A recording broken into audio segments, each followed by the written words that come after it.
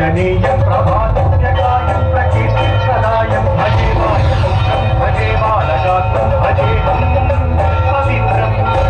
అది రామాయణ మహాయుద్ధం భీకరంగా సాగుతోన్న తరుణం. శ్రీరామచంద్రుని సారథ్యంలో వానర సైన్యంతో విజృంభిస్తూ లక్ష్మణస్వామి తనతో పోరాటం చేస్తున్న రావణుడి కుమారుడు ఇంద్రజిత్ తలని బాణంతో ఒక్క వేటుతో వేరు చేశాడు. ఇంద్రజిత్ మరణవార్త విన్న రావణుడు ఆవేశంతో ఊగిపోయాడు. ప్రతీకారం కోసం పాతాళలోకాధిపతి తన సోదరుడు అయినటువంటి మహిరావణుడి సహకారం కోరాడు.